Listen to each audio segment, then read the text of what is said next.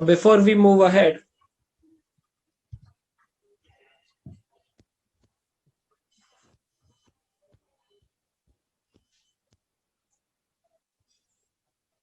yes, Parth.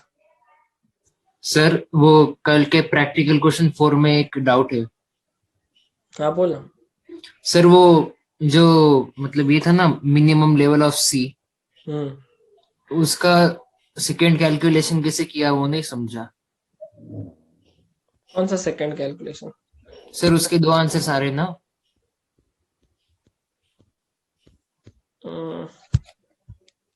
क्या दो बोलना, फिर कौन से दो है? वो 5400 और 5600। ये third point, reorder level of सी।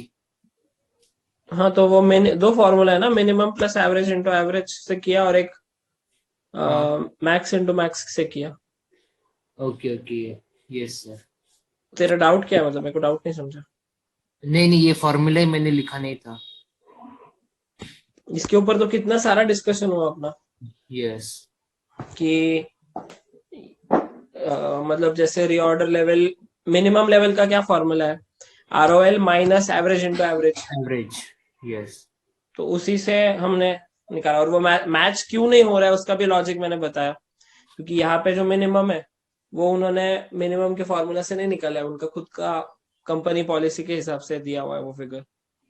फिर मैंने एक क्वेश्चन, अपना जो फर्स्ट क्वेश्चन था उसमें मैंने रीऑर्डर लेवल दोनों तरीके से बताया, एक मिनिमम हाँ, प्लस एवरेज इंटू एवरेज से भी बताया। तो यस सर। सेम आया था अपना। Yes, thank you sir. Okay.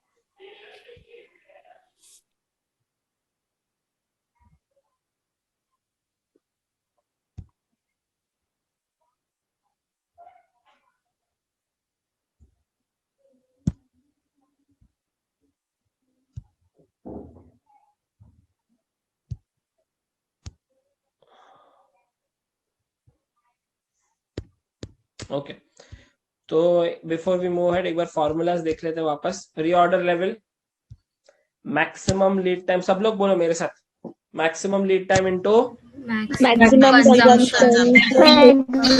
Plus the safety stock, right? Worst case scenario देखते हैं कि लेट से लेट माल आया और सबसे ज्यादा कंजम्पशन हुआ। Plus safety stock.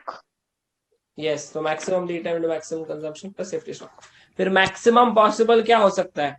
तो फ्रेश माल आने के जस्ट बाद, तो reorder level plus reorder quantity, लेकिन माइनस, बिकॉज हम ऑर्डर करते ही माल नहीं आता, तो हम बिकॉज हम मैक्सिमम लेवल निकालना चाहते कि कितना मैक्स हो सकता है, इसीलिए हम अज्यूम करते कि उसके बीच एकदम मिनिमम टाइम में काम आ गया और कंजम्पशन भी मिनिमम है।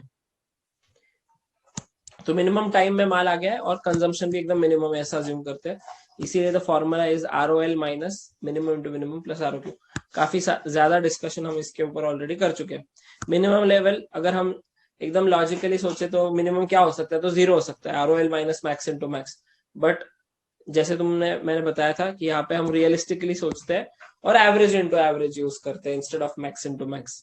तो क्योंकि नहीं तो फिर हर क्वेश्चन का आंसर जीरो आने वाला है मिनिमम लेवल का, तो वो अवॉइड करने के लिए एकेडमिक पर्पसेस के लिए यहाँ पे एवरेज इंटू एवरेज यूज होता है। एवरेज लेवल के दो फॉर्मूला है, मिन प्लस मैक्स बाय 2 और मिन प्लस हाफ ROQ। तो ये तो है ही सिंपल, और इसमें भी मैंने एक्सप्लेन किया था कि मिनिमम तो रहेगा ही रहेगा। रीऑर्डर क्वांटिटी जो है वो हमेशा मेरे इन्वेंट्री में नहीं रहेगा, वो कम ज्यादा होता रहेगा, तो उसका मिड पॉइंट हम लेते हैं, इसीलिए 1/2।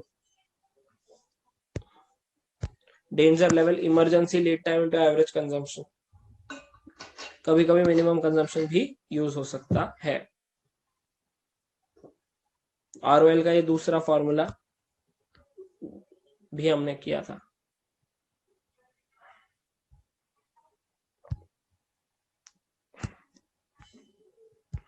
ठीक,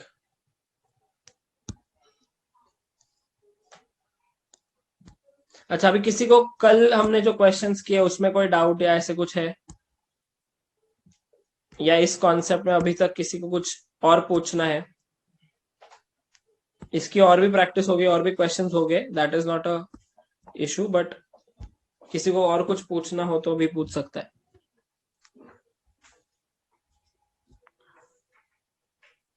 एनी डाउट्स? No sir. अभी तक के जो हमने क्वेश्चन किए, इलस्ट्रेशन किया, एक प्रैक्टिकल प्रॉब्लम किया, पीएम के 2 क्वेश्चंस किए, उसमें कोई डाउट है किसी को?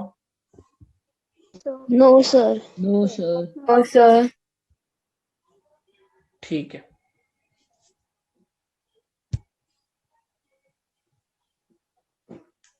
आज का 31st इसीलिए पार्टिसिपेंट्स कम है लग रहे हैं। अभी से लोग पार्टी कर रहे हैं।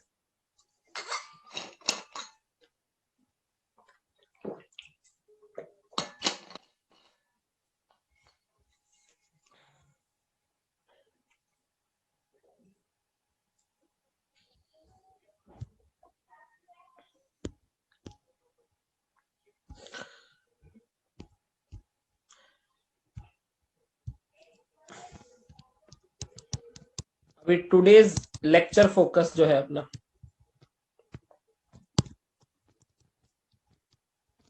वो है रीऑर्डर क्वांटिटी पे।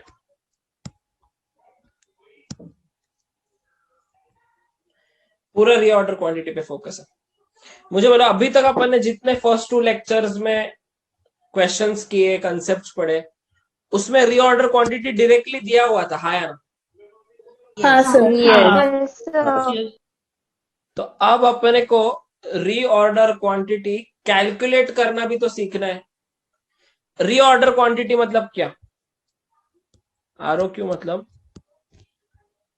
Quantity ordered per order. Reorder quantity मतलब क्या? क्वांटिटी ऑर्डर्ड पर ऑर्डर, ठीक है, या क्वांटिटी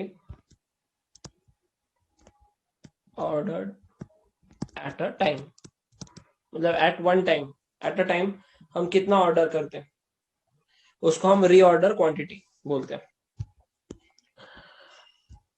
नाउ लेट्स से एक एग्जांपल लेते हैं कि मैं ना प्लास्टिक के बहुत सारे अलग अलग चीजें बनाता हूँ, जैसे plastic bottles, plastic chairs, tables, सब कुछ बना रहा हूँ मैं प्लास्टिक रिलेटेड। तो प्लास्टिक मेरे को, I use plastic as a raw material. तो मेरा एनुअल रिक्वायरमेंट जो है, एनुअल रिक्वायरमेंट जो है equal to 5 lakh kg of plastic. अब ये 5 लाख kg प्लास्टिक जो है, 5 लाख kg प्लास्टिक जो है, मैं इसको ऑर्डर करना चाहता हूं। लेट्स से अपना फैक्ट्री नासिक में है, फैक्ट्री इज इन नासिक, और माल आता है बैंगलोर से, ठीक है। तो अब ये 5 लाख kg प्लास्टिक ऑर्डर अगर मुझे करना है तो मेरे पास कितने सारे ऑप्शन है, देखो। Option 1, order entire 5 lakh once, मतलब पूरा 5 लाख, 1 लाख एक बार ही मंगाओ, पूरा 5 लाख एक साथ। Order entire 5 lakh once. Next option जो है वो है 2.5 लाख किलो अभी, 2.5 लाख किलो 6 महीने बाद। ऑप्शन 3, 1 लाख किलो मंगाओ साल में 5 बार। ऑप्शन 4, 10,000 किलो मंगाओ 50 बार।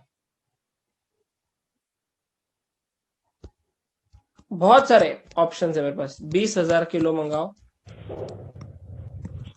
25 बार। मुझे बोलो बहुत सारे ऑप्शंस है, हाँ या ना? इनफाइनाइट ऑप्शंस है रादर, ये 5 लाख किलो को मंगाने के लिए। Do you agree? Yes, sir. Yes. Yes, sir. Yes, sir. अब मुझे इनमें से बेस्ट ऑप्शन चूज करना है। और ये एकदम रियल लाइफ में भी ऐसा होता होगा ना कि अब इतना इतना रॉ मटेरियल लगने वाला है, सारा एक साथ मंगाए, थोड़ा थोड़ा मंगाए, एक बार में कितना मंगाए, ऐसे क्वेश्चन आता होगा या नहीं किसी को भी, कोई भी बिजनेस ऑर्गेनाइजेशन में, हाँ या ना? Yes, sir. Yes. तो आज हम एक अप्रोच देखने वाले हैं। It is one of the approaches जो कुछ कुछ बिजनेसेस यूज करती है एक अप्रोक्सीमेट रीऑर्डर क्वांटिटी निकालने के लिए कि कितना ऑर्डर करना चाहिए given the circumstances. Now my first question to you guys is,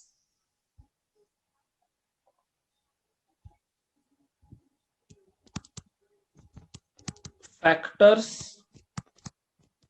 to be considered while deciding reorder quantity. कि what are the factors which will be considered while deciding reorder quantity? ये तुम लोग मुझे बताओ. Cost. एक एक transportation cost. एक एक जन बताओ. कोमल. सर अपने को ये भी तो देखना पड़ेगा रॉ मटेरियल पेरिशेबल नेचर का है या नहीं, तो अगर वो ज्यादा नहीं टिकता है तो अपन कम क्वांटिटी में मंगाएंगे. ठीक है, तो ये तो वो नेचर ऑफ प्रोडक्ट पे हुआ, लेकिन मैं कॉमन अज्यूम कर रहा हूँ कि नॉर्मल प्रोडक्ट है तो पेरिशेबल का तो इतना ज्यादा प्रॉब्लम नहीं है. ओके, तो सर स्टोरेज अपना स्टोरेज कितना अवेलेबल है? स्टोरेज अवेलेबिलिटी के हिसाब से नहीं है, मतलब मेरे को जितना फिर मैं मंगाऊंगा ना उसके हिसाब से मैं वेयर हाउस बनाऊंगा या उतना बड़ा वेयर हाउस रेंट पे लूंगा. ओके, हाँ सर. तो तू ऐसे बोलना कि वेयर हाउस का रेंट इंपॉर्टेंट है कि कितना वेयर हाउस का रेंट. हाँ, तो मैं ऐसे बोल सकता हूँ उसको स्टोरेज कॉस्ट. यस. क्योंकि अगर ज्यादा एक साथ मंगा लिया तो ज्यादा स्टोर करना पड़ेगा. हाँ, तो ज्यादा कॉस्ट लगेगा. ठीक है, तो और कोई फैक्टर स्टोरेज के अलावा जो मैंने ध्यान में रखना चाहिए? किसी ने तो बोला भी था. Transportation. Cost sir, raw material. हमेशा ऑर्डरिंग कॉस्ट. मतलब क्या? तू यार मतलब अभी- हमेशा तू कर चुकी. जो फर्स्ट टाइम कर रहे हैं वही लोग आंसर दो, मेरे को ऐसे टेक्निकल वर्ड्स नहीं चाहिए. कोई तो ट्रांसपोर्टेशन रिलेटेड कौन बोला था?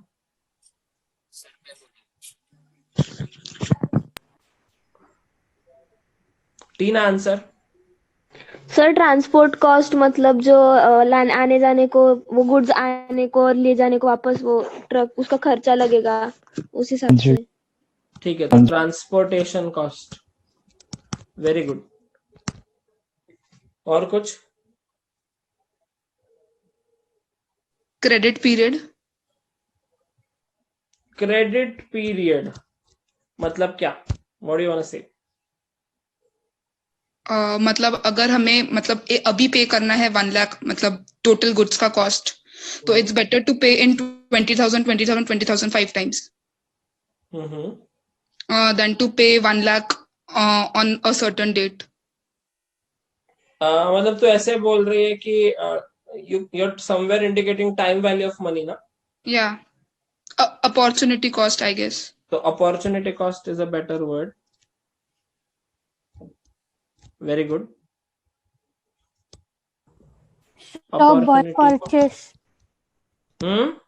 बल्क परचेस पे डिस्काउंट मिलेगा ना? बल्क परचेस का डिस्काउंट तो फिलहाल के लिए हम अज्यूम कर रहे हैं कि ऐसा कोई डिस्काउंट नहीं है. तुम एक साथ मंगाओ तो भी वही कॉस्ट है, थोड़ा थोड़ा मंगाया तो भी पर यूनिट कॉस्ट वही लगाने वाले हो, मतलब कोई बल्क परचेस पे डिस्काउंट नहीं है फिलहाल के लिए, हम अज्यूम कर रहे हैं. Okay. Sir That is one of the assumptions. हाँ, अवेलेबिलिटी ऑफ फंड्स. फंड्स तो अपन अपने पास कहीं से इतने भी लोन funds ले लेंगे हैं। ना, उस पे इंटरेस्ट पे करेंगे, मतलब वो अपॉर्चुनिटी कॉस्ट में आएगा. मेरे पास फंड्स है तो अपॉर्चुनिटी कॉस्ट, अगर नहीं है तो बाहर से करूंगा तो इंटरेस्ट. तो बेसिकली इंटरेस्ट की बात चालू है, तो वो इंटरेस्ट. ठीक है, तो स्टोरेज बोला तुमने, ट्रांसपोर्टेशन बोला, opportunity. This somehow covers everything almost. Salary वगैरह, किसकी सैलरी? मतलब कोई गुड्स संभालने वाला होगा उसको तो अभी 10 के लिए उतनी सैलरी, 20 गुड्स के लिए भी उतनी सैलरी. हाँ, अगर उसको तो पर यूनिट पे कर रही संभालने का तो फिर वो भी रेलेवेंट हो गया. सर अगर कुछ बल्क ऑर्डर मिला होगा पहले से तो फिर ज्यादा क्वांटिटी मंगाएंगे. नहीं, अभी ये अपना स्टार्ट से है, ऐसा कुछ नहीं. वो एक्सट्रीम सिनेरियोज मत ले. Now insurance. इंश्योरेंस वगैरह का कॉस्ट. ठीक है, तो गो डाउन का मतलब स्टॉक का इंश्योरेंस, तो जितना स्टॉक का इंश्योरेंस, ठीक है। सर एक्सपेंसेस आएगा ना, प्रोडक्ट्स पे किया हुआ एक्सपेंसेस। मतलब क्या? सर प्रोडक्ट पे अगर कुछ अपन ने खर्चा किया है, अपन ने कुछ उसका उस पे एक्सपेंस किया है, हाँ तो उसका क्या? सर वो आ सकता है क्या ऐसे? क्यों आएगा वो? मतलब मुझे बोल, तो एक साथ 5 लाख खरीदता है या 2.5 लाख खरीदता है, टोटल तो 5 लाख खरीदना ही है ना तेरे को हाँ साल सर। भर में। हाँ तो वो तो एक्सपेंस, तो 1-1 लाख 5 बार मंगाए तो भी वो लगने वाला है, और 5 लाख एक साथ मंगा लिया तो भी वही लगने वाला है ना, उसमें चेंज कैसे? हाँ सर। हाँ सर। तो वो तो अपने डिसीजन को अफेक्ट करेगा क्या? नहीं। नहीं ना। अब टोटल तो 5 लाख मंगाना है, ये तो फिक्स है, ऐसा नहीं कि कम मंगा रहे तो टोटल कम मंगाएंगे। हाँ सर। टोटल 5 लाख मंगाना है वो फिक्स है, तो तू 1 लाख 5 बार मंगा या 10,000 50 बार मंगा, जो कॉस्ट वैसे भी लगने वाली वो वैसे भी लगने वाली, तो वो हमारे डिसीजन को अफेक्ट करेगी क्या? नहीं सर। तो वो इररेलेवेंट हो गया। यस। तो अभी यहाँ पे ना ब्रॉडली इन्वेंट्री रिलेटेड कॉस्ट को दो कैटेगरी में, दो टेक्निकल टर्म्स यूज होते हैं यहाँ पे। एक है ऑर्डरिंग कॉस्ट, दूसरा है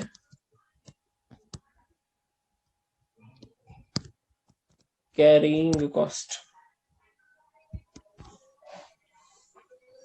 दो मेन कैटेगरीज है। ऑर्डरिंग कॉस्ट मतलब क्या, कि एक बार ऑर्डर करना है तो कितना खर्चा लगेगा, उसको हम ऑर्डरिंग कॉस्ट बोलते हैं।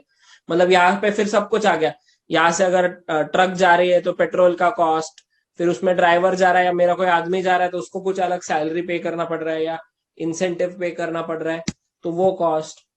तो ये ऑर्डरिंग कॉस्ट जो होती है वो ऑर्डर रिलेटेड होती है। ऑर्डरिंग कॉस्ट जो होती है हमेशा इस फॉर्मूला में, या जिस बंदे ने ये फॉर्मूला बनाया उसने ऑर्डरिंग कॉस्ट को पर ऑर्डर फिक्स किया है, कि ordering cost per order fixed है। मतलब एक बार लेट से बैंगलोर से माल आता है तो 5,000 का खर्चा होता है, तो एग्जाम अज्यूम करो ये, तो इट इज लाइक रुपीज 5,000 पर ऑर्डर।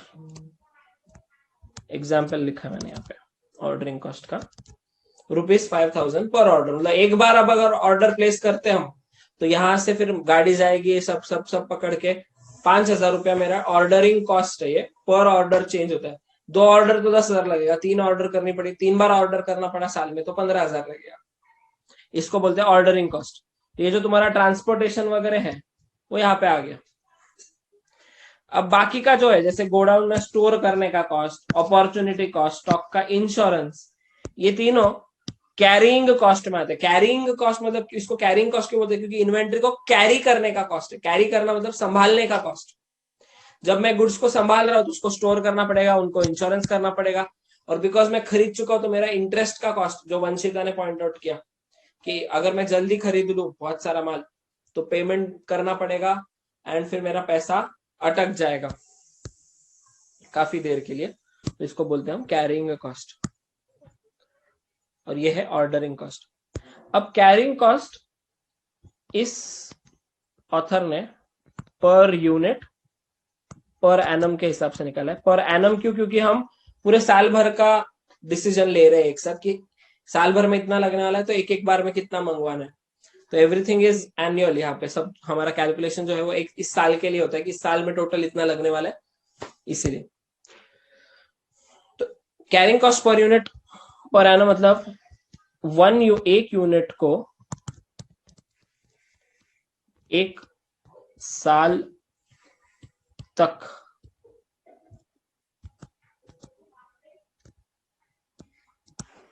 संभालने का कॉस्ट, संभालना या पालना का कॉस्ट। तो ये जो कैरिंग कॉस्ट में क्या क्या आ गया, कैरिंग कॉस्ट में तुम्हारा स्टोरेज आ गया, मतलब स्टोरेज वेयर हाउसिंग, तुम्हारा इंश्योरेंस आ गया, तुम्हारा अपना ये आ गया, अपॉर्चुनिटी कॉस्ट आ गया, तुम्हारा ऑब्सोलिसेंस आ गया, मतलब अभी तुमने एक साथ मंगा लिया और फिर थोड़ा 2-3 महीने बाद और अच्छा क्वालिटी का मटेरियल या नई टेक्नोलॉजी से बना हुआ मटेरियल कुछ आता है तो वो भी थोड़ा रिस्क होता है। तो ये सारा everything is taken care by carrying cost, और ऑर्डर रिलेटेड जो भी कॉस्ट है वो ऑर्डरिंग कॉस्ट है। ठीक है, अब ये दोनों जो कॉस्ट है ना, ये एक दूसरे के दुश्मन है। ठीक है, मैं कुछ कंसेप्ट आगे बढ़ा रहा हूं। हमारा अल्टीमेट एम क्या है कि कितना एक बार ऑर्डर कर रहा है, 5 लाख साल भर में चाहिए, उसमें से हर बार कितना मंगाए, मतलब 10,000 मंगाए 50 बार, या 50,000 मंगाए 10 बार, या 1 लाख मंगाए 5-6 बार, या 2.5 लाख 2 बार मंगाए। ये डिसीजन लेना, ये मेरा अल्टीमेट एम है। अल्टीमेट एम भूलो मत। तो ये अल्टीमेट एम मतलब ये ढूंढना है जो है हमको कि यार कितना ऑर्डर करना है। उसके लिए मैंने पहले स्टार्ट किया कि यार क्या क्या फैक्टर्स कंसिडर करेंगे, फिर उसको 2 ब्रॉड कैटेगरीज में डिवाइड किया मैंने। This is how the author did, the person who invented this. Now ये जो तो कॉस्ट है ना, ये एक दूसरे के दुश्मन है। अब मेरा क्वेश्चन ये है तुम लोगों से, अगर मुझे ऑर्डरिंग कॉस्ट कम करना है तो मैं एक साथ ज्यादा मंगाऊं या थोड़ा थोड़ा बार बार मंगाऊं? एक साथ ज्यादा। अगर मुझे ऑर्डरिंग कॉस्ट कम करना है तो क्या बोला तुमने? ज्यादा ज्यादा ऑर्डर करो, ज्यादा ज्यादा ऑर्डर करो, हाँ या ना? यस मतलब अगर मैं ज्यादा ज्यादा ऑर्डर करता हूं तो मेरे को कम ऑर्डर्स लगेगी। Yes do you guys agree? Yes और कम ऑर्डर्स लगेगी तो ये तो 5,000 पर ऑर्डर लग रहा है ना, तो मेरा कॉस्ट कम हो जाएगा ओवरऑल, हाँ या ना? यस लेकिन फिर इससे क्या होगा, मुझे बोला अगर मैं ज्यादा ज्यादा ऑर्डर करता हूं, अगर मैं ज्यादा एक साथ ऑर्डर करके रखता हूं तो मुझे उनका स्टोर करना पड़ेगा, संभालना पड़ेगा, क्योंकि वो इमीडिएटली तो रिक्वायर्ड नहीं है कि इमीडिएटली मेरे को फैक्ट्री में लग जाएगा। अभी तो ये 5 लाख तो साल भर में लगने वाला है, मैं सारा फर्स्ट मंथ में सारा प्रोडक्शन करके बैठूंगा क्या? नहीं। Production evenly during the year होगा, कुछ कुछ लास्ट मंथ में भी होगा। तो उसका भी रॉ मटेरियल अगर मैं फर्स्ट मंथ में खरीद के रखूं तो मैं ऐसे बोल सकता हूँ कि रॉ मटेरियल खरीद रहा हूँ मतलब पैसे दे रहा हूँ मतलब मेरे फंड्स ब्लॉक हो रहे हैं। तो मैं ऐसे सोचता हूँ यार ये पैसा अभी मैं रॉ मटेरियल खरीद के मेरे को संभालना पड़ रहा है, उल्टा उसको स्टोर भी करो, उसका देखभाल करो, उसके लिए एक आदमी रखो उस माल देख रेख करने के लिए, इतना सारा। इससे तो मेरा कितना सारा कॉस्ट अटक रहा है, पैसा अटक रहा है और बाकी खर्चा भी हो रहा है, हाँ या ना? तो फिर अगर मेरा पैसा अटक रहा है, मतलब बेसिकली अगर ऑर्डरिंग कॉस्ट कम करने जब जा रहा हूं मैं, मेरा कैरिंग कॉस्ट बढ़ रहा है, हाँ या ना? फिर मेरे को ज्यादा बल्क में खरीदना पड़ेगा, फिर मेरे को ज्यादा जल्दी पेमेंट करना पड़ेगा। मतलब ऐसा सोचो जो लास्ट मंथ में रॉ मटेरियल लगने वाला है उसके लिए मैंने पैसे आज ही दे दिए तो मेरे पैसे आज ही अटक गए। उसकी मैं एफडी करता तो भी कुछ इंटरेस्ट मिलता, या फिर वही पैसा मैं बिजनेस में कहीं और इन्वेस्ट करता और प्रॉफिट कमाता, लेकिन वो मैं नहीं कर पा रहा हूँ। क्यों नहीं कर पा रहा हूँ? क्योंकि मैंने रॉ मटेरियल खरीद के रॉ मटेरियल में डाल के रखा है वो पैसा जो रिक्वायर्ड भी नहीं, अभी पड़ा है बस। Do you guys agree? हमने क्या ऑर्डरिंग कॉस्ट को कम करने जाए तो कैरिंग कॉस्ट बढ़ता है। अग्रीड? यस अगर मैं कैरिंग कॉस्ट कम करना चाहूँ, अगर मुझे कैरिंग कॉस्ट कम करना है तो मैं थोड़ा थोड़ा ऑर्डर करूंगा, यस और नो? अगर मुझे कैरिंग कॉस्ट, इसे लिख रहा हूं मैं शॉर्ट में, कम करना है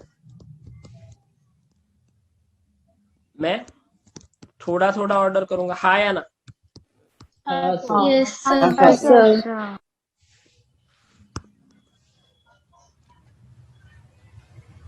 सारा एक साथ ऑर्डर करके कोई मतलब है क्या? नहीं। थोड़ा थोड़ा ऑर्डर करूंगा। इनफैक्ट मैं तो सी अगर मैं बहुत सारा ऑर्डर करूँ तो मेरे को अलग से एक स्टोर हाउस रखना पड़ेगा जहाँ पे रॉ मटेरियल स्टोर करना पड़ेगा। अगर मैं एकदम थोड़ा थोड़ा मंगाऊं तो मैं फैक्ट्री में थोड़ी जगह रखूंगा और रोज 2-3 दिन में माल मंगाता रहूंगा, तो मतलब मेरे को अलग से वेयर हाउस का रेंट ही नहीं देना पड़ेगा। हाँ या ना? हाँ सर। Yes, sir. मेरा कैरिंग कॉस्ट आएगा ही नहीं, क्योंकि सी कैरिंग कॉस्ट कब के लिए लगता है? जो मेरा टाइम वेस्ट हो रहा है। सी जब रॉ मटेरियल लगने वाला है, अगर मैं तभी खरीद रहा हूं तो तुम बोलोगे सर पैसे तो देने पड़ रहे तो कैरिंग कॉस्ट तो लगेगा। ऐसा नहीं है ना, कैरिंग कॉस्ट पैसे तो लगने ही वाले थे, रॉ मटेरियल तो खरीदना ही था। जल्दी खरीदना is waste of time and waste of, उस पर अपॉर्चुनिटी कॉस्ट लगना चाहिए। अगर मैं जब लगने वाला है उससे काफी पहले खरीद के रखूं तो अपॉर्चुनिटी कॉस्ट है। अगर जब लगने वाला है तभी खरीद रहा हूं तो अपॉर्चुनिटी कॉस्ट है क्या? नहीं. Do you guys agree with this? Yes, sir. Yes, जब sir. लगने वाला है अगर मैं तब खरीद रहा हूं तो मेरा carrying cost Yes, almost sir. Zero हो जाएगा। Yes. लेकिन फिर मेरे को बार बार ऑर्डर करना पड़ेगा। हाँ या ना? Yes, sir. फिर क्या होगा? ऑर्डरिंग कॉस्ट बढ़ेगा। ऑर्डरिंग कॉस्ट बढ़ेगा। Do you guys agree with this particular property? हाँ sure. Yes, sir. तो एक को मतलब ऐसा सोचो, दो जुड़वा है, एक बच्चे को शांत करो तो दूसरा रो रहा है, दूसरे को शांत करो तो पहला रो रहा है। हाँ या ना? ऐसे हो रहा है ना यहाँ पे। these costs behave in the opposite manner. If I order more quantity at once, ordering cost कम होगा लेकिन कैरिंग कॉस्ट बढ़ जाएगा। If I order less quantity at once, तो कैरिंग कॉस्ट कम होगा, but because number of orders बढ़ेंगे ordering cost बढ़ते जाएगा। Do you guys agree with this? Yes, sir. Yes, sir. ना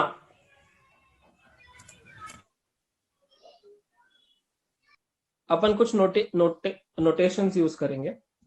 let's say A is equal to annual requirement, ठीक है। Q is my reorder quantity. Q is the reorder quantity, जो भी आएगा वो। Then O is equal to ordering cost per order.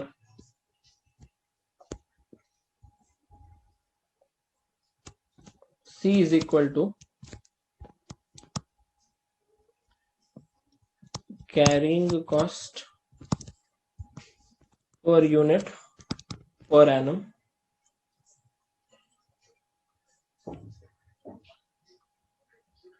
एक unit को एक साल कैरी करने की cost. My first question to you guys is number of orders during the year. इसको सिर्फ नोटेशन फॉर्म में मेरे को बताओ, नोटेशन फॉर्म में,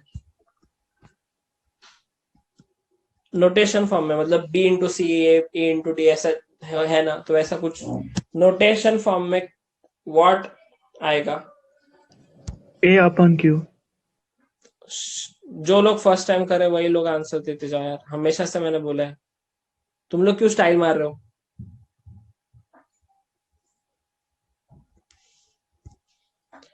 एकदम कॉमन सेंस है। ये मेरा रीऑर्डर क्वांटिटी है, ये मेरा एनुअल रिक्वायरमेंट है। For example annual requirement 5 lakh है और रीऑर्डर क्वांटिटी अगर 10,000 है, मतलब मैं एक बार 10,000 मंगवाता हूँ तो कितनी ऑर्डर्स लगेगी मुझे? बोलो लोग, सब लोग। 50 ऑर्डर लगेगी ना? 50 ऑर्डर्स कैसे निकाला? What by what? तो कहना है से it is nothing but A by Q। Yes, sir.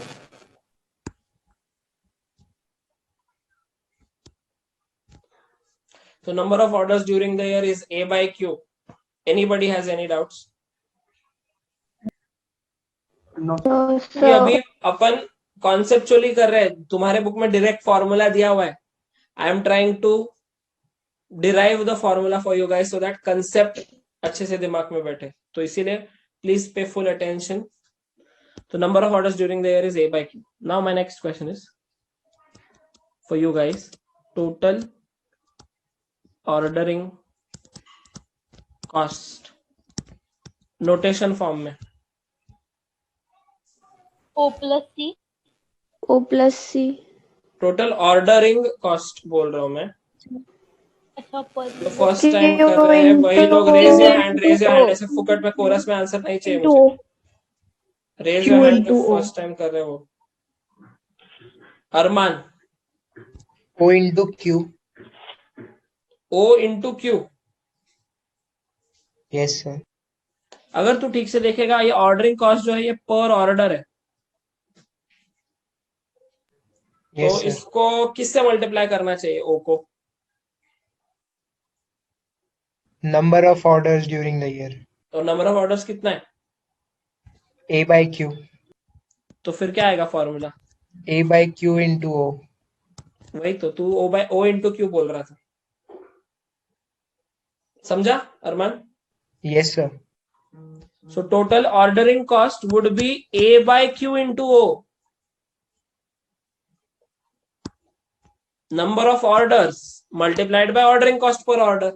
अगर साल में 50 ऑर्डर है और हर ऑर्डर का 5,000 लगने वाला है तो 5,000 इंटू 50.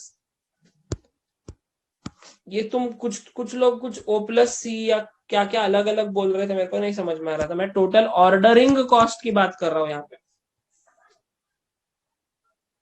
अच्छा, अभी तक इतना जो मैंने लिखा है इसमें कुछ डाउट है क्या किसी को? Hello sir. सर वो स्टार्टिंग से करो ना सर एक्सप्लेन, बीच में रेंज चली गई थी सर. नंबर ऑफ ऑर्डर से कुछ बता रहे थे आप, वो बीच में ये हो गए, लीव हो गई थी मीटिंग. अभी मैं स्टार्टिंग से क्या बोलता हूँ तेरे को, क्या नहीं समझा इसमें से वो बोल, वो मैं समझाता हूँ.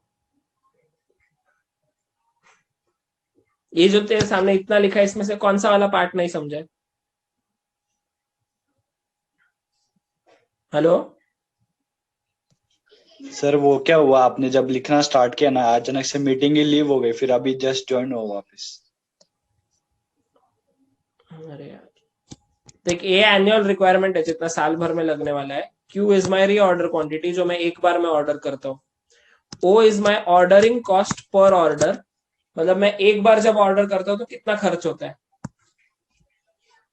और C मतलब carrying cost per unit per annum, मतलब एक यूनिट को साल भर तक संभालने का कॉस्ट है कैरिंग कॉस्ट. Carrying cost. इसमें कोई डाउट है अभी तक? नहीं सर.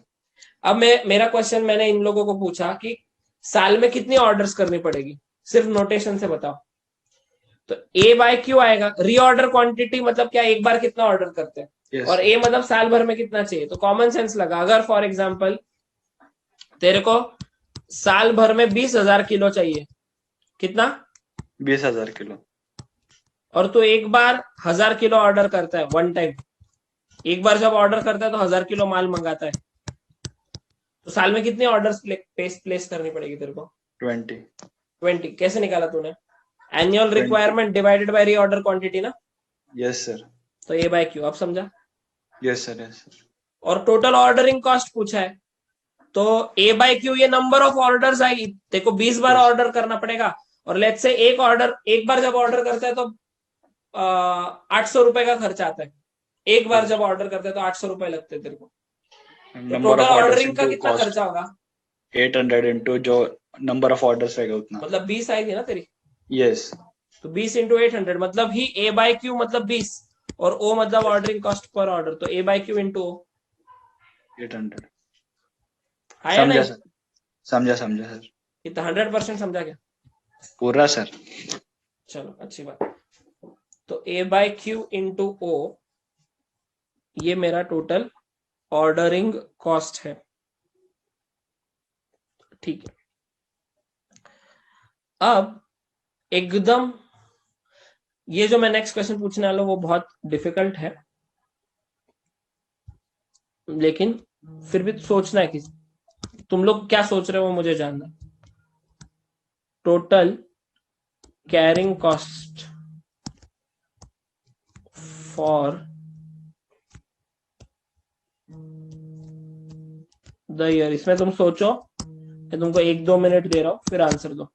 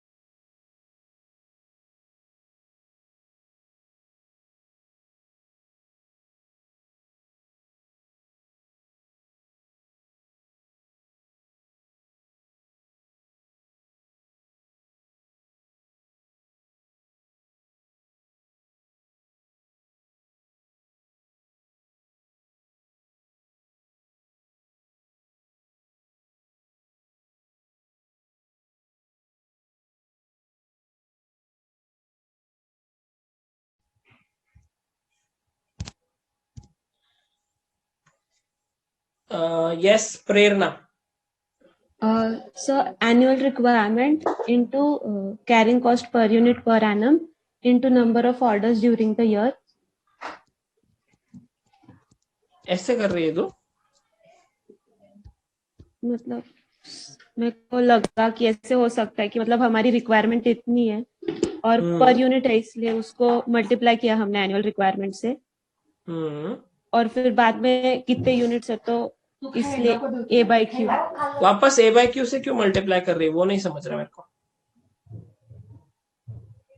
हाँ वो इधर तक तो थोड़ा समझा मेरे को कि भाई एनुअल रिक्वायरमेंट इतनी है multiplied by carrying cost per unit, तो ये क्या है, ये वाला पार्ट नहीं समझा, इसका क्या लॉजिक है?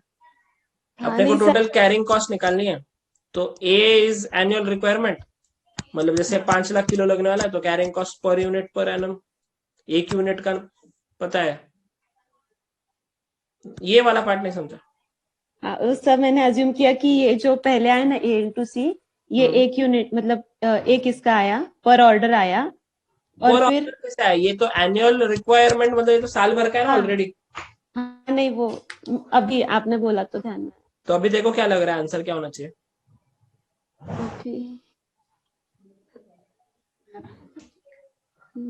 पता नहीं, सर कंफ्यूज हो गई हूँ मैं। नहीं ठीक है ना, ये वैसे भी you are not suppose to know, मुझे सिर्फ तुम्हारा क्या, तुमको क्या लग रहा है। I am not asking you the right answer, right answer doesn't matter, मैं तुम्हारी थिंकिंग एबिलिटी पे वर्क कर रहा हूँ यहाँ पे।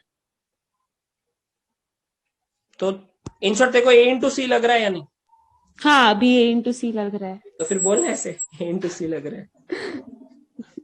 तो ठीक है, तो एक आंसर है A into C, right answer doesn't matter, मैं वो बाद में एक्सप्लेन करने वाला हूँ वैसे भी। अच्छा सलोनी। यस सर, पहले सबसे पहले सी मतलब carrying cost into Q reorder quantity. तो सी इंटू क्यू लग रहा है देखो। हाँ नहीं, सी इंटू क्यू इंटू ए अपॉन क्यू इंटू ए बाय क्यू, तो क्यू क्यू कट हो गया तो ए इंटू सी बचा। ए इंटू सी, हाँ मतलब अलग लॉजिक से इसलिए। हाँ ठीक है, देखो भी ए इंटू सी लग रहा है इन शॉर्ट। हाँ ठीक है। अच्छा मैं पहले एक और तुमको एक सोचने के लिए एक फैक्टर देता हूं।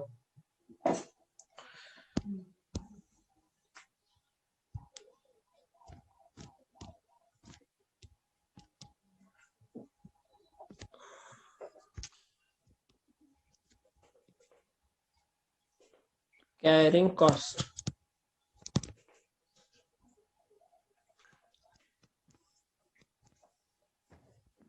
कौन से टाइम पीरियड के लिए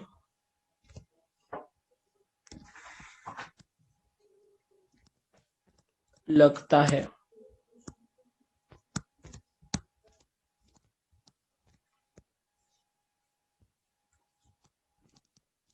from the date of purchase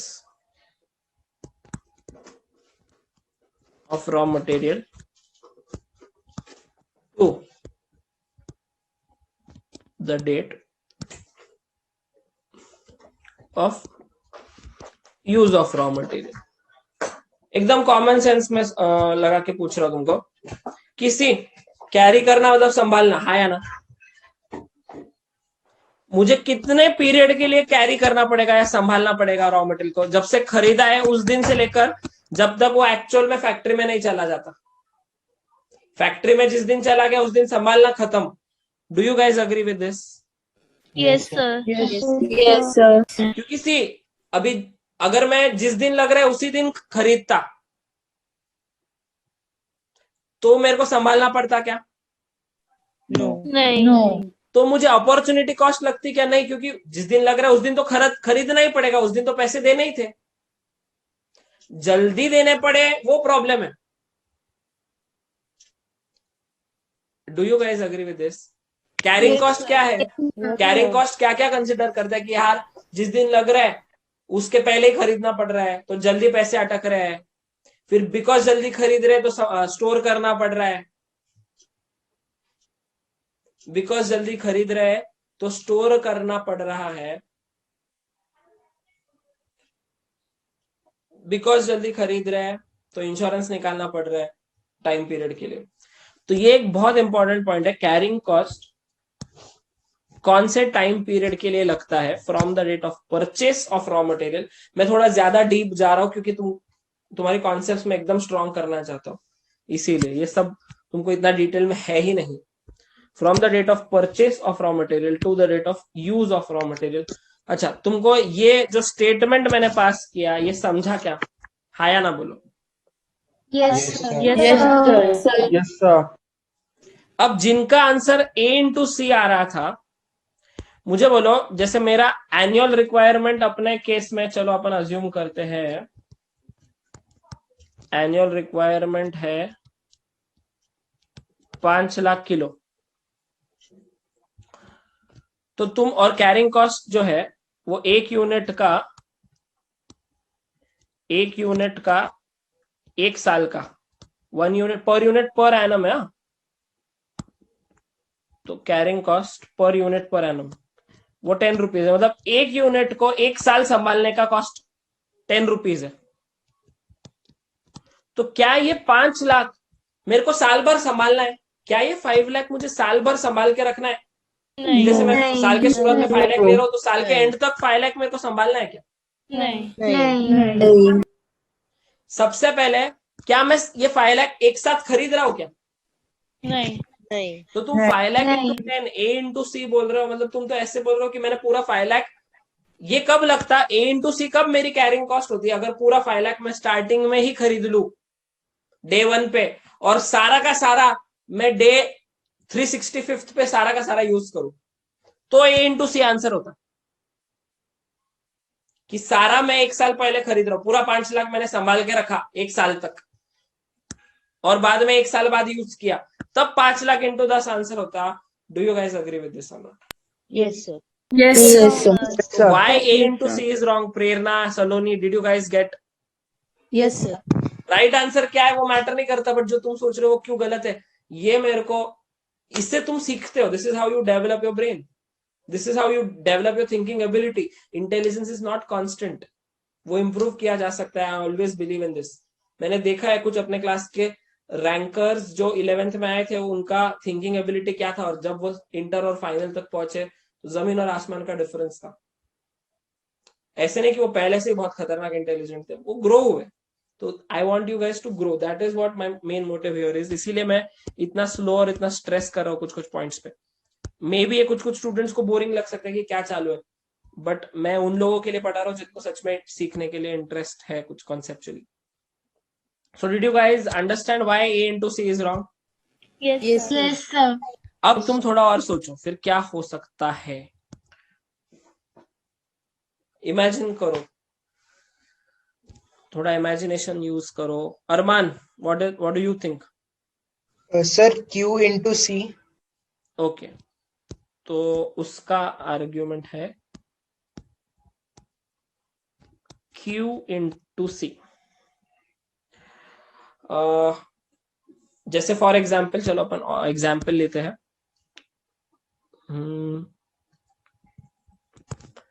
annual requirement अपना 3.6 लाख है और रीऑर्डर क्वांटिटी मेरा 20,000 है किलोग्राम, और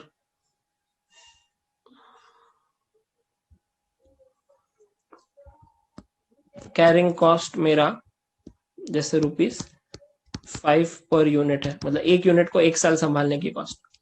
तो तेरा ऐसे बोलना है कि Q इंटू सी होना चाहिए, A इंटू सी तो नहीं होना चाहिए, Q इंटू सी होना चाहिए, क्योंकि स्टार्टिंग में मैं कितना ऑर्डर कर रहा हूँ अरमान? 20,000 kg। अब मुझे बोल, ये 20,000 खत्म होगा, फिर नया 20,000 आएगा, फिर वो खत्म होगा, फिर नया 20,000 आएगा, हाँ या ना? Yes sir. और ऐसे 18 बार होगा, 360 by 220। Yes sir. तो तुझे बोलना है कि ऑन एंड, मतलब तुझे ये बोलना है कि 20,000 का माल तो है ही हमारे पास, तो 20,000 संभालना पड़ रहा है कंटिन्यूस, कि 20,000 खरीदा, फिर वापस 20 खरीदा, वापस 20 खरीदा, ऐसे 18 बार खरीद रहे, तो 20,000 मेरे पास, मेरे को 20,000 संभालना पड़ रहा है। तेरा ये पॉइंट है ना? Yes sir. तो इसीलिए तू बोलता है 20,000 संभालना पड़ रहा है, एक यूनिट संभालने का कॉस्ट सी है, तो Q इंटू सी करते, बराबर? Yes sir. अब मेरा आर्ग्यूमेंट ये है कि तू 20,000, जैसे तूने 1 अप्रैल को ऑर्डर किया, तो यहाँ पे यस सर। टोटल 18 ऑर्डर्स है ना तेरी? Yes sir. Total 18 orders. तो कैन आई से, अगर हम अज्यूम करें 360 डेज है, तो एवरी 20 डेज में एक ऑर्डर प्लेस करता है तू? एवरी 20 डेज में एक ऑर्डर, 1 ऑर्डर, हाँ या ना? Yes sir. तो क्या ये 20 के 20 दिन तू 20,000 संभालेगा, या सिर्फ फर्स्ट डे को 20,000 रहेगा? फर्स्ट डे को रहेगा। सेकेंड डे को थोड़ा कम, एवरी 20 डेज है, तो मे बी सेकेंड डे 19,000 ही संभालना पड़ेगा, 1,000 क्योंकि फैक्ट्री में चला जा चुका रहेगा। Yes sir. तो फर्स्ट डे तुझे कितना संभालना पड़ा? 20,000। Second day 19,000। Third day 18। तो मतलब ऑन एन एवरेज क्या तू पूरे साल भर 20,000 संभाल रहा है क्या? नहीं सर। ये यहाँ पे ये 0 होगा, फिर वापस तू 20,000 नया माल आएगा उसको संभालेगा, फिर वो 0 होगा, फिर नया 20,000 आएगा, हाँ या ना? Yes sir. तो तू अगर डायरेक्टली Q इंटू सी करता है तो तू तो ये अज्यूम कर रहा है कि पूरे 365 डेज तक तेरे को 20,000 संभालना पड़ रहा है। Yes sir. बट क्या पूरे 365 डेज के लिए तू 20,000 संभाल रहा है? नहीं, डे 1 पे ये था, डे 2 पे ये है, डे 3 पे ये है, वैसे वापस डे 19 पे 18 दिन होने के बाद डे 19 पे वापस 20 आएगा, फिर वापस 19-18 वाला साइकिल शुरू होगा, हाँ या ना? यस। अब मेरे को क्या करना है कि एवरेज, ऑन एन एवरेज में कितने संभाल रहा हूं, क्योंकि मेरे को तो सी पता है, सी क्या है, एक यूनिट को संभालने की कॉस्ट, तो कभी 20 है, कभी मैं ऐसा नहीं कर सकता ना कि ये एक दिन का कॉस्ट निकालो। अगर ऐसा होता तो एक दिन का कॉस्ट अगर पता होता तो मैं 20,000 के लिए 1 डे, 19 के लिए भी 1 डे, 18 के लिए 1 डे, तो 1 डे का कॉस्ट लेता था मैं, बराबर है कि? Yes sir. अब वो तो नहीं पता मुझे, तो एक यूनिट को एक साल संभालने का कॉस्ट पता है। तो मैं क्या करूंगा, फिर मैं देखूंगा कि ऑन एन एवरेज मेरे पास कितने यूनिट होते हैं? 10,000। 10,000। वो कैसे आता है? Q/2 ना, 20,000 वो Yes. 0 तक लीनियरली गिर रहा है, बराबर है कि नहीं? Yes sir. तो अब सर तो फॉर्मूला क्या वो होना चाहिए कैरिंग कॉस्ट का? क्यू का एवरेज मतलब Q/2 into C. Yes sir. So the formula for carrying cost, अब भी देखो अरमान से डिस्कस करते करते हमने डिराइव किया, तुम A/C से QC/2 पे या Q/2 इंटू सी पे पहुंच गए हो। This is called involvement. सो ये है फॉर्मूला कैरिंग कॉस्ट का। सर डाउट है। हाँ बोलो। सर एक कैरिंग कॉस्ट पर एनम है ना, हम्म, तो फिर अपन 20,000 मतलब 20,000 या मतलब एवरेज 10,000 के गुड्स जब तक नेक्स्ट ऑर्डर नहीं करेंगे तब तक ही संभाल रहे हैं ना। और फिर अगले नेक्स्ट ऑर्डर का भी तो 10,000 है, सेकंड ऑर्डर जो तू करेगा उसका सर भी तो तो एवरेज 10 आएगा, तो हर एक ऑर्डर का 10 आएगा, ऐसे सारे ऑर्डर का 10 का एवरेज 10 ही आने वाले अल्टीमेटली।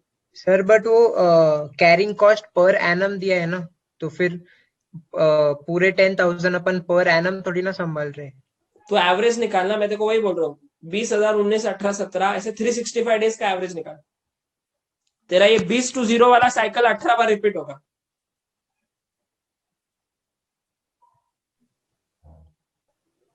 समझ रहा है क्या मैं क्या बोल रहा हूँ? नहीं सर।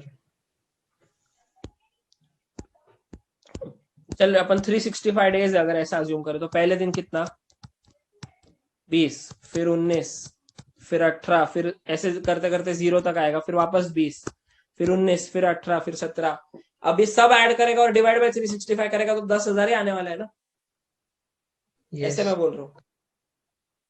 Yes sir.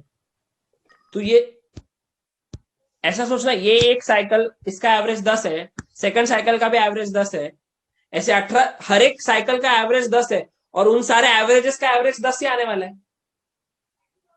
ये वो समझा, बट अपन फिर 5 कैरिंग कॉस्ट अगर 5 है तो फिर उसको डिवाइड बाय 365 मतलब करेंगे क्या? क्योंकि 5 पर एनम है ना, तो 5 पर यूनिट है और पर एनम है, तो ऑन एन एवरेज मेरे पास 10,000 है ना साल भर के लिए।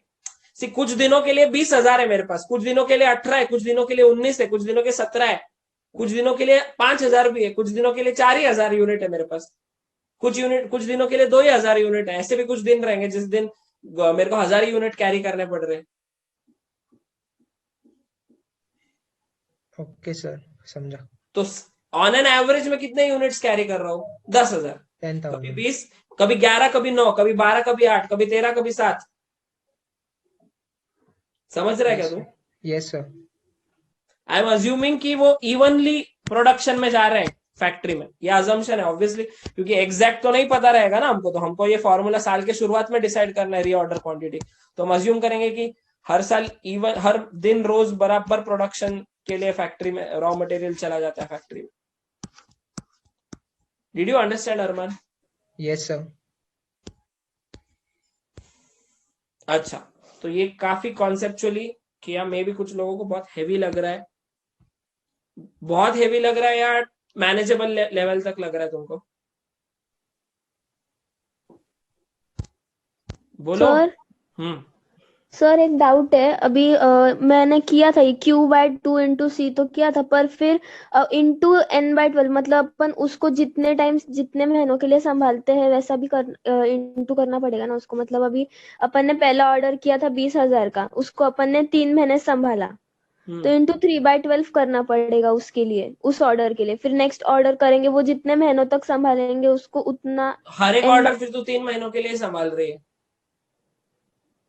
अगर तू वैसा कर रही है तो फिर वापस ×3/12 करेगी, फिर 20,000 कॉमन ले, 3/12 प्लस 3/12 प्लस 3/12 प्लस 3/12 वो 12/12 1 ही होने वाला है। टोटल निकालना है ना तेरे को, सारे ऑर्डर्स का मिला के निकालना है।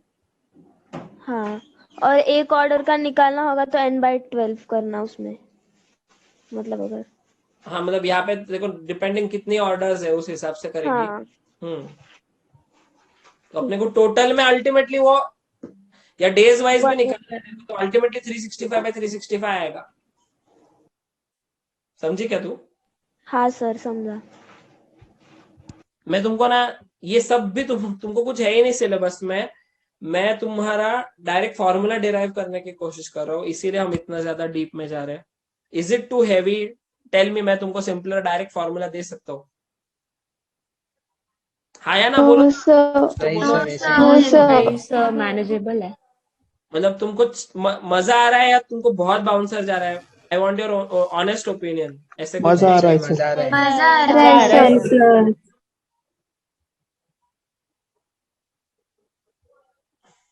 मैं अज्यूम करो इसके वजह से तुमको ऐसे सब्जेक्ट के टुवर्ड्स हेटरेड नहीं डेवलप कराना चाहता हूँ मैं, क्योंकि कभी कभी होता है जब हम बहुत ज्यादा डीप में लगते हैं तो तुमको ऐसे लगता है कि क्या सब्जेक्ट है फालतू।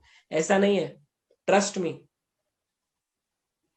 माई opinion here is to do this extremely conceptually. अपने को जब सम सॉल्विंग का पार्ट आएगा तो ये सब कुछ भी नहीं सोचना है, डायरेक्ट फॉर्मूला रहेगा हमारे सामने, वो बहुत इजी पार्ट है।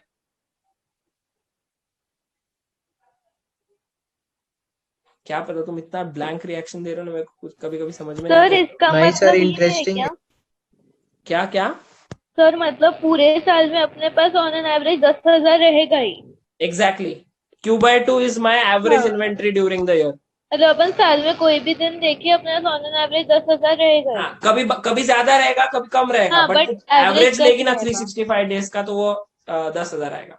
मतलब ये अपन इसका कभी मतलब भी है। गए तो एवरेज 10,000 है ही गोडाउन में, इसीलिए उसको कैरिंग कॉस्ट है। हाँ तो मतलब तू जैसे आज विजिट करती है तो को 11 दिखेगा, कभी 10.5 दिखेगा, कभी 15 दिखेगा, बट तू जब देखती है कि ऑन एन एवरेज कितना है तो वो Q/2 मतलब 10,000 आएगा। ओके हाँ सर।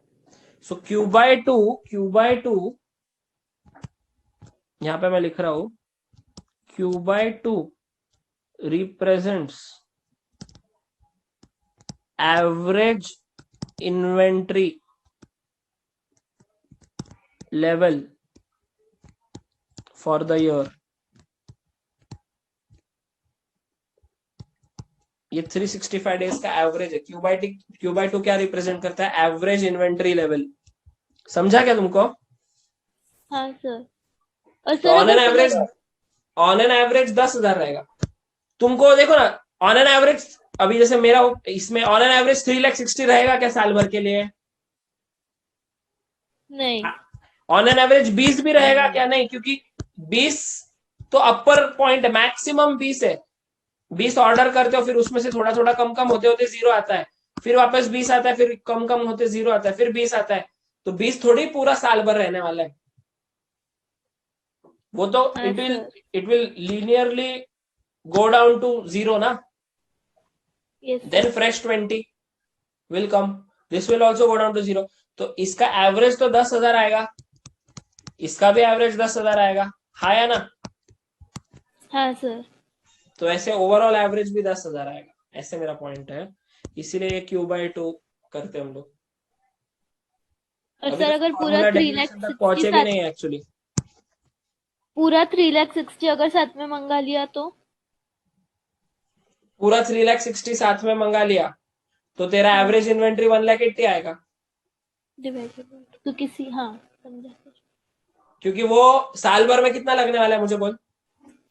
पूरा लगेगा साल भर में, मतलब कितना?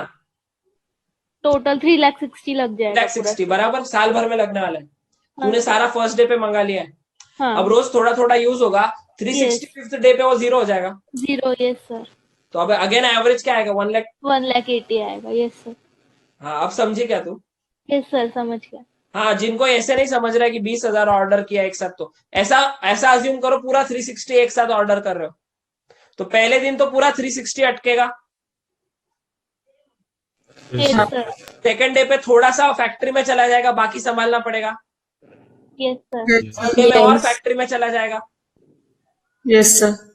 तो फिर क्यों डायरेक्ट 3,60,000 into 5 करोगे क्या तुम, अगर एक साथ भी ऑर्डर कर लिया तो? नहीं, क्योंकि सारा 360 थोड़ी साल भर संभालना है, उसमें रोज थोड़ा थोड़ा फैक्ट्री में जा रहा है, तो उतना लोड अपना कम हो रहा है संभालने का। Do you guys get this? Yes sir. Average on an average 1,80,000 संभालना पड़ेगा तुमको। Yes sir. पहले 6 महीने 1,80,000 से ज्यादा इन्वेंट्री रहेगी, लेकिन लास्ट 6 मंथ्स फिर 1,80,000 से कम इन्वेंट्री रहेगी। Yes sir. तो साल भर में एवरेज इन्वेंट्री कितनी रहेगी? 1,80,000। कैसे आया? क्यों इस बार तुमने क्यों ही 3,60,000 पकड़ लिया ना पूरा? Yes sir. एक ही ऑर्डर किए तो Q/2 ही आया ना? Yes sir. Yes sir. तो वैसे ये Q/2 है। अब समझा क्या सबको? Yes sir. आज तुम मेरे सामने होते तो मेरे को तुम्हारे फेसेस देख के और क्लास का एटमॉस्फेयर देख के और अच्छे से रीड करते आता कि तुमको समझ रहा है नहीं। मजा आ रहा है क्या तुमको, ये बोलो। Fine. So total carrying cost आ गया, टोटल ऑर्डरिंग कॉस्ट आ गया, ठीक है। हम अज्यूम कर रहे हैं डिस्काउंट विस्काउंट तो मिलने नहीं वाला है, कितने भी ऑर्डर करो तो परचेस कॉस्ट तो सेम ही रहने वाली है, एक साथ ऑर्डर करो थोड़ा थोड़ा ऑर्डर करो, ये हमारा अजम्पशन है, ठीक है। तो दो ही हमारे इंपॉर्टेंट कॉस्ट है जो हमारे इस डिसीजन को अफेक्ट करती है, एक है ऑर्डरिंग और एक है carrying cost. Now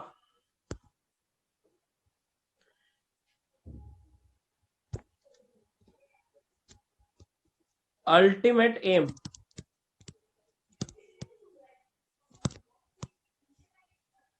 while taking decision regarding reorder quantity, ये रीऑर्डर क्वांटिटी कितनी होनी चाहिए ये डिसीजन लेते वक्त हमारा अल्टीमेट एम क्या रहेगा? कॉस्ट मिनिमाइज करो। Option A carrying cost minimize करो, option B ordering cost minimize करो, ऑप्शन सी दोनों का जो समेशन है उसको मिनिमाइज करो। बोलो ऑप्शन ए, बी या सी? Option C. मुझे बोलो सिर्फ ऑर्डरिंग कॉस्ट मिनिमाइज करके कोई फायदा है या? मेरे को तो अल्टीमेटली ऑर्डरिंग भी और कैरिंग भी दोनों मेरी कॉस्ट है, तो मेरे को इंडिविजुअली मिनिमाइज करने में इंटरेस्ट है या दोनों का जो टोटल है उसको मिनिमाइज करने में इंटरेस्ट है? टोटल को मिनिमाइज करने में। अल्टीमेट एम है द समेशन, समेशन मतलब टोटल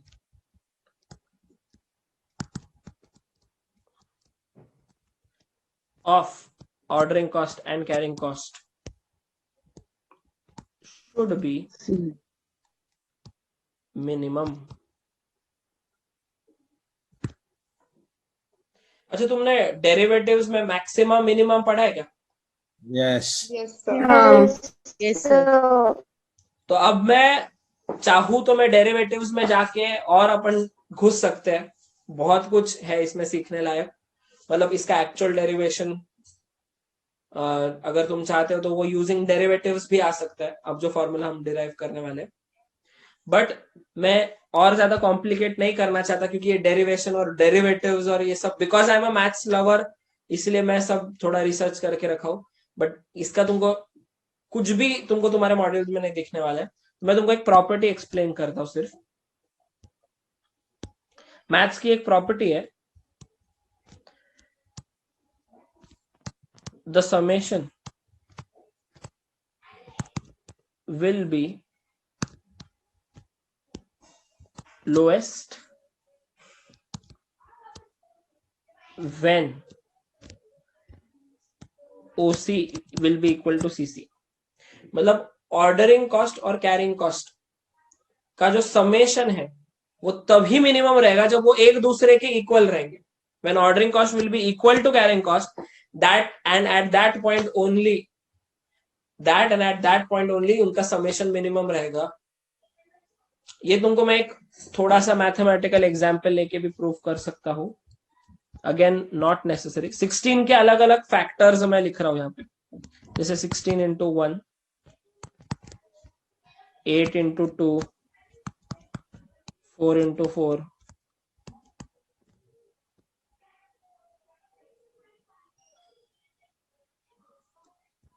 बाकी ऐसे भी कुछ कुछ लिख सकता हूं मैं, 10 इंटू 1.6,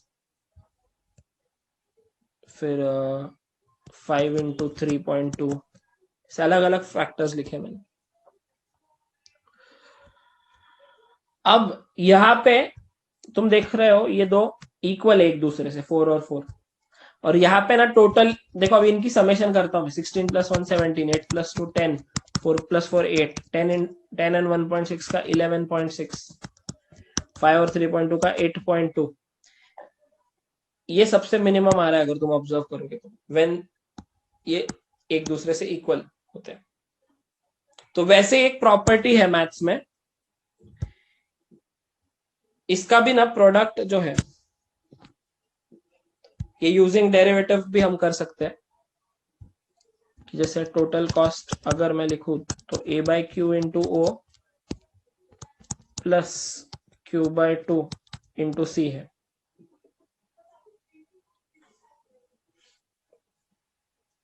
तो इसका डिफरेंशिएट मैं करता हूं अगर विद रिस्पेक्ट टू Q, और फिर वो जो डेरिवेटिव है फर्स्ट डेरिवेटिव उसको इक्वल टू 0 इक्वेट करता हूं तो फॉर्मूला बन सकता है। बट मैं उस कॉम्प्लिकेशन में नहीं जा रहा हूं फिलहाल के लिए। फिलहाल के लिए हमको एक प्रॉपर्टी यूज करनी है, the summation will be lowest when ordering cost equal to carrying cost. अभी जो मैं बता रहा हूं वो सिर्फ समझ लो, फिर हम डिस्कस करेंगे। अब मुझे बोलो ऑर्डरिंग कॉस्ट का क्या फॉर्मूला आया था अपना, याद है तुमको? Ordering cost, total ordering cost A/Q into O, और कैरिंग कॉस्ट का भी आया था Q/2 इंटू C। आया ना? अब मैं इसको शफल कर रहा हूं टर्म्स को। AO equal to Q² C/2। ये Q इधर गया, ठीक है। अब मैं और थोड़ा सा शफल कर रहा हूं। Q² C या Q² is equal to 2 into AO divided by C। हाँ ना? तो Q is equal to what?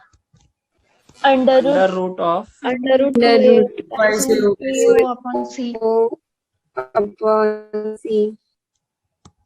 Root of 2AO upon C।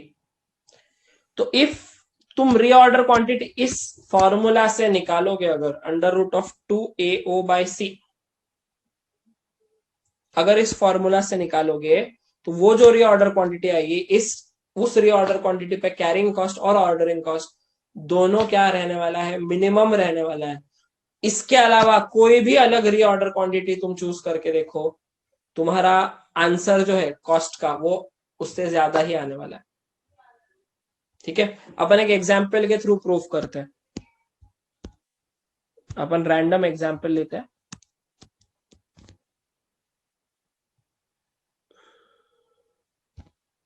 A equal to 20,000, ठीक है। O इक्वल टू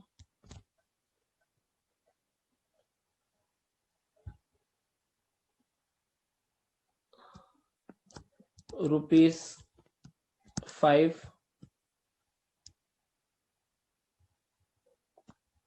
पर ऑर्डर। ये रैंडम नंबर्स लिख रहा हूं ताकि होल नंबर आए ऐसे। And C equal to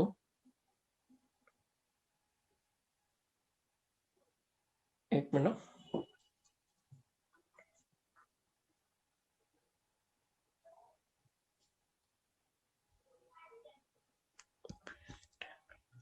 ₹10 per order.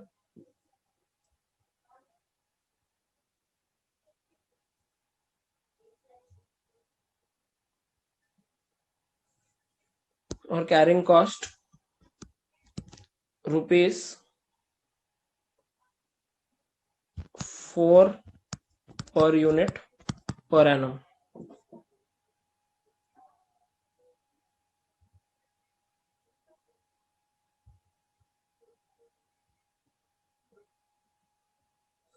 मेरा इस फॉर्मूला में अभी डाल के देखो एक बार, मैं थोड़ा क्वेश्चन चेंज करूंगा, अभी लिखो मत क्वेश्चन लगे तो, सिर्फ इस फॉर्मूला में होल नंबर आ रहा है कि नहीं मेरे को चेक करना है। तो 2 into 20,000 इंटू ऑर्डरिंग कॉस्ट कितना है 10/4 कितना आ रहा है देखो तो एक बार, पॉइंट में आ रहा है क्या? नहीं सर, हाँ सर पॉइंट में आ रहा है 216.22। एक काम करो, ये 0 बढ़ा दो एक यहाँ पे, अब देखो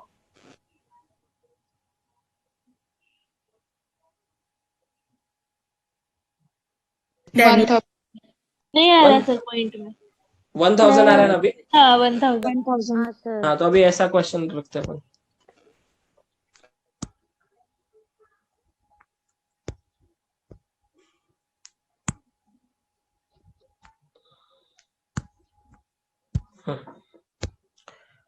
तो एग्जाम्पल है ये, ठीक है।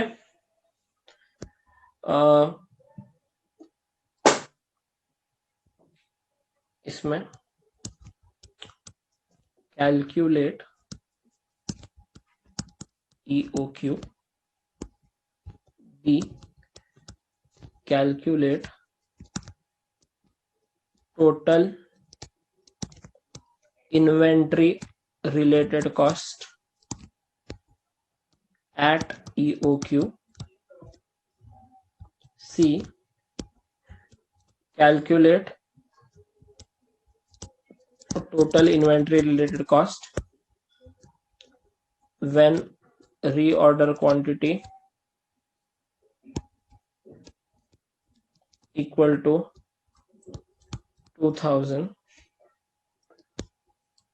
D calculate total reorder quantity, total when ROQ equal to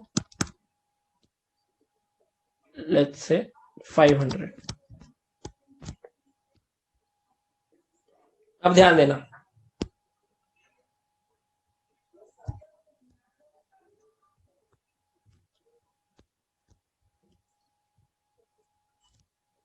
सबसे पहले तो EOQ निकालेंगे हम। EOQ का फॉर्मूला लिखेंगे √2AO/C।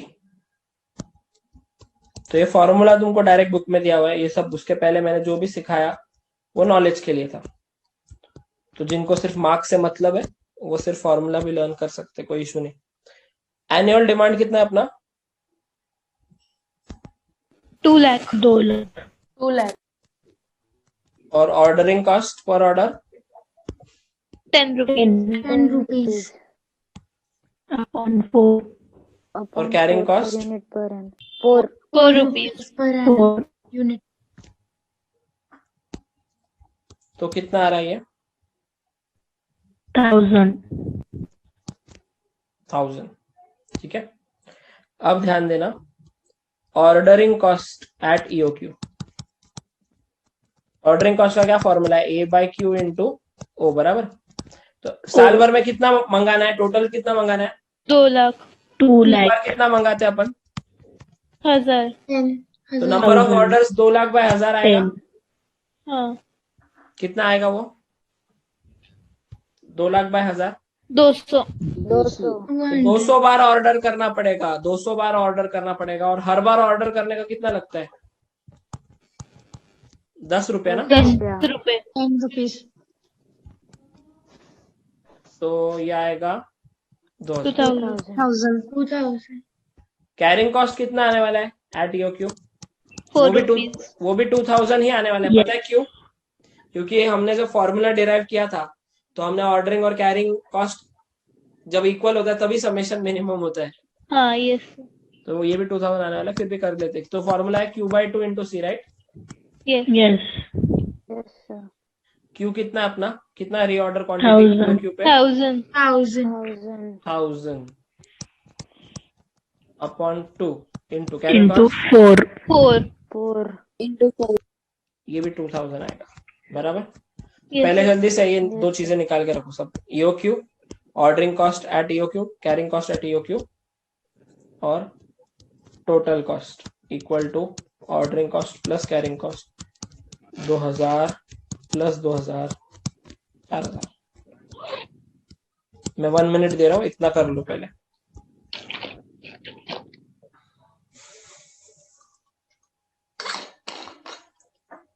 सर फेयर नोटबुक में लिखना है ये।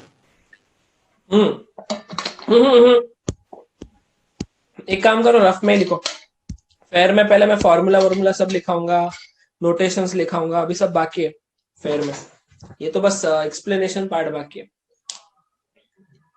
ये रफ में लिखो, फेयर में मत लिखो।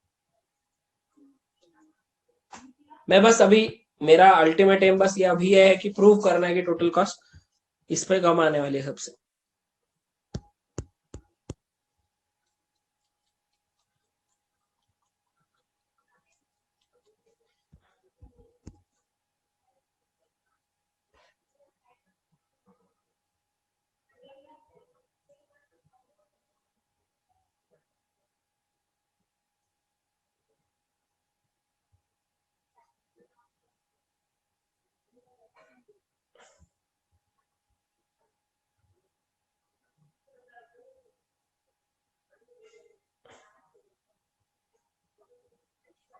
समझ रहा है सबको?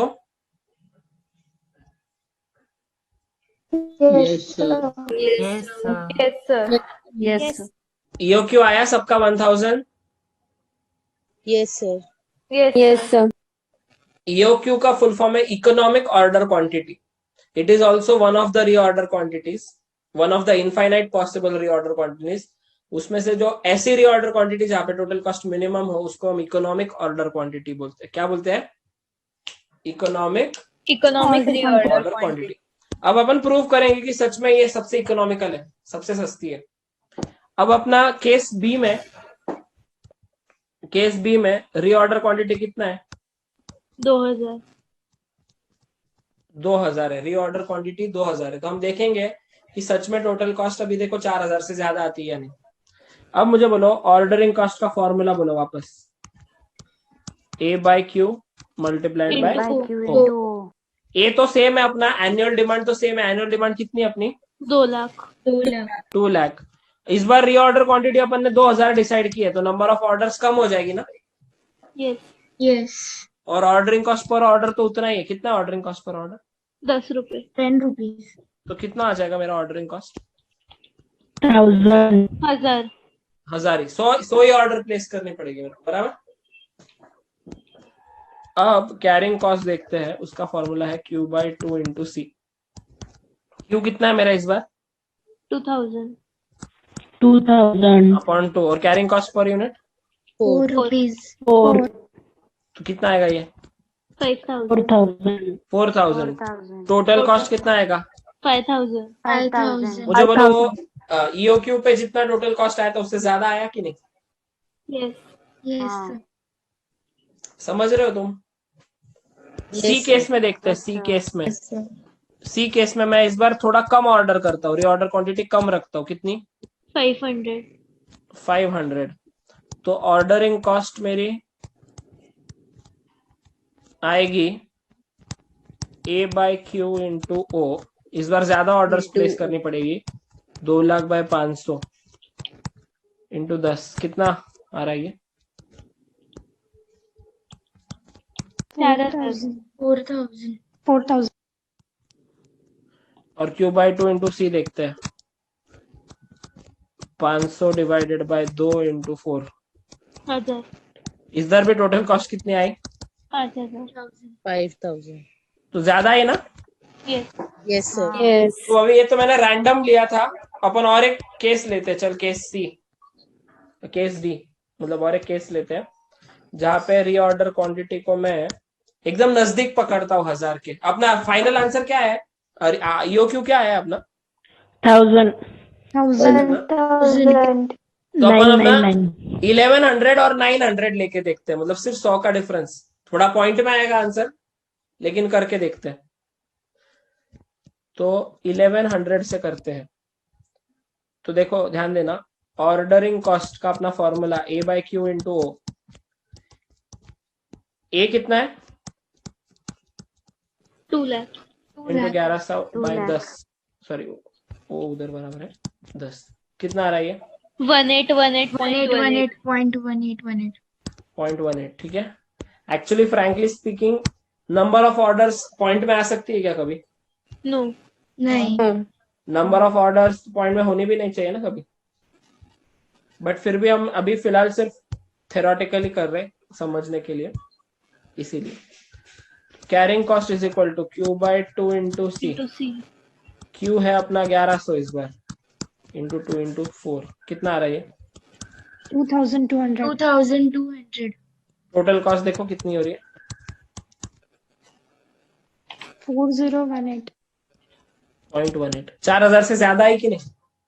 यस यस 4000 से ज्यादा ही आएगी, वही मेरा पॉइंट है।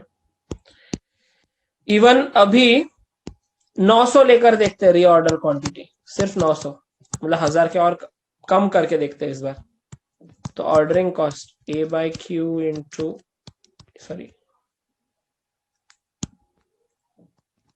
ओ 2 लाख डिवाइड बाय 900 इंटू 10 कितना आ रहा है? 4 times 2 4 times 2.22 222 और carrying cost Q by 2 into C, तो 900 डिवाइड बाय 2 मतलब 450 इंटू 4 मतलब 1800 टोटल कॉस्ट बोलो 4022 4022.22 4000 से कम आ सकती है। तुम कोई भी रैंडम नंबर लेकर देखो, फ्रॉम 1 टू इंफिनिटी। इंफिनिटी तो नहीं, क्योंकि टोटली अपने को 2 लाख करना है ना ऑर्डर।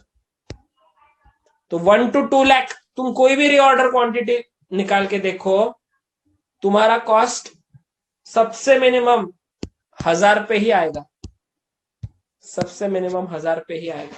1 से लेकर 2 लाख तक तुम कोई भी रैंडम नंबर ट्राई कर सकते हो, उसको रीऑर्डर क्वांटिटी पकड़ो और सॉल्व करोगे तो मिनिमम 4000 जो है, 4000 से ज्यादा ही आएगा। 4000 सिर्फ और सिर्फ 1000 पे आएगा, बाकी सारे नंबर पे, सारे रीऑर्डर क्वांटिटीज पे वो जो है वो 4000 से ज्यादा आने वाला है। Now did you understand this concept? Yes sir ultimately अपने को एग्जाम में क्या है, सिर्फ फॉर्मूला से मतलब है, बट उसके पीछे का पूरा स्टोरी अपन ने आज ऑलमोस्ट 1-1.5 घंटा वो स्टोरी को ही तुमको, वो फॉर्मूला, एक छोटा फॉर्मूला जो डायरेक्टली बुक में दिया हुआ, उस पर हम 1.5 घंटा डिस्कशन कर सकते हैं। मतलब आई होप मतलब यू गाइज लाइक्ड इट। तो फिर मुझे वर्थ लगता है कि मैं ये जो एक्स्ट्रा बता रहा हूँ तुमको अच्छा लग रहा है तो ही मैं कंटिन्यू करूंगा, अदरवाइज थोड़ा सिंप्लीफाई मैं कर सकता हूँ, but I believe that this is the way how it should be taught. तुमको मजा आ रहा है क्या?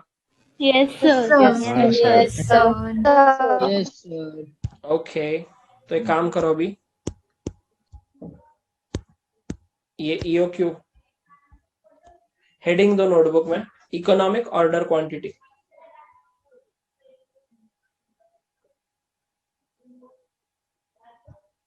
और ये लिखना है तुमको, मैं बता दे रहा हूं, it is that reorder quantity where the total of carrying and ordering cost is minimum.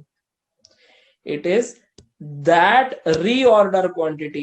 EOQ भी एक ROQ है, बट EOQ ऐसा ROQ है जहां पे जो टोटल है कैरिंग और ऑर्डरिंग कॉस्ट का, वो टोटल मिनिमम होता है, द समेशन इज मिनिमम।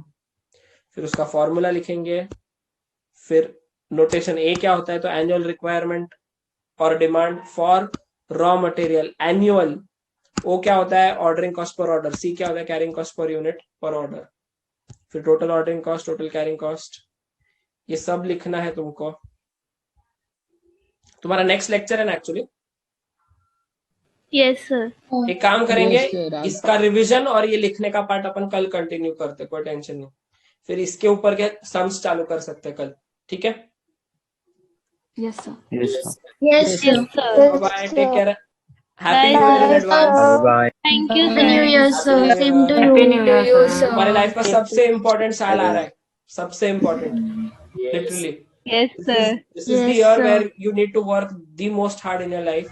उसके बाद फाइनल को तुमको टाइम रहेगा, बहुत कुछ रहेगा। अभी सब कुछ नया है, एवरी सब्जेक्ट इज न्यू। तुम लोगों को ये सब वर्ड्स भी नए नए हैं, तो काफी मेहनत है, but it is going to be fun, it is going to be a fun ride.